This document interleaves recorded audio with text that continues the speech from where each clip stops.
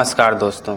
आज से लगभग 65 मिलियन वर्ष पहले हमारी धरती जंगलों से ढकी हुई थी और चारों तरफ डायनासोरों का राज था। डायनासोर पूरी धरती पे फैले हुए थे। चारों तरफ से डायनासोरों के चीखने चिल्लाने की आवाज आती रहती थी। डायनासोर उस समय का सबसे सफल जीव था। डायनासोर की कई प्रजातियां पाई जाती थी। इनमें से कुछ उड़ने वाले, कुछ समुद्रों में रहते थे, कुछ शाकाहारी, कुछ मांसाहारी थे। लेकिन ये सब इस बात से अनजान थे कि अंतरिक्ष में हो रही घटना के द्वारा इनका सब कुछ बर्बाद होने वाला है। हजारों किलोमीटर की रफ्तार से एक उल्कापिंड हमारी पृथ्वी की ओर बढ़ रहा था। उल्कापिंड वायुमंडल के संपर्क में आते ही एक आग के गोला में बदल गया। इसकी रफ्तार इतनी तेज थी कि इसने 4 मिनट में अटलांटिक सागर को पार कर लिया था। उल्कापिंड पृथ्वी से टकराते ही एक महाविस्फोट हुआ। विस्फोट इतना खतरनाक था कि इसकी गर्मी के कारण डायनासोर मरने लगे थे। उल्कापिंड के टकराते ही महाविनाश शुरू हो गया। टकराव इतना खतरनाक था कि उल्कापिंड जहाँ टकराया था उस जगह पर 180 किलोमीटर चौड़ा और 20 किलोमीटर गहरा गड्ढा बन गया। इससे निकलने वाली ऊर्जा 10 हाइड्रोजन बम के बराबर थी। 150 किलोमीटर दायरे की जमीन अंतरिक्ष में चली गई। विस्फोट के कारण पृथ्वी का तापमान 6000 डिग्री सेल्सियस तक पहुंच गया। टकराने से चारों तरफ भूकंपीय तरंगें उठने लगी। ये तरंगें इतनी प्रबल थी कि चारों तरफ डायनासोरों का विनाश हो गया। इन तरंगों की वजह से समुद्र में प्रबल तीव्रता की सुनामियां आने लगी। भूकंप और सुनामी ने पूरी पृथ्वी पर डायनासोरों के बीच भगदड़ मचा दी। भूकंप इतना प्रबल था कि इसने पृथ्वी को अंदर तक ढला दिया। इसके कारण सोए हुए ज्वालामुखी भी सक्रिय हो गए और इन ज्वालामुखी ने चारों तरफ विनाश शुरू कर दिया। ये तो अभी महाविनाश की शुरुआत थी। उल्कापिंड के टकराने से एक बहुत बड़े तूफान का निर्माण हुआ। ये बहुत तेज गति से आगे बढ़ रहा था। कुछ ही देर में इस तूफान ने पूरी पृथ्वी को घेर लिया। इस तूफान के बादल कई किलोमीटर चौड़े थे, जिसके कारण पृथ्वी पर सूर्य का प्रकाश आना बंद हो गया। इस महाविनाश में उड़ने वाले डायनासोर जमीनी खतरों से तो बच गए, लेकिन जो चट्टानें टकराव के कारण अंतरिक्ष में चली गई थी वो गुरुत्वाकर्षण बल के कारण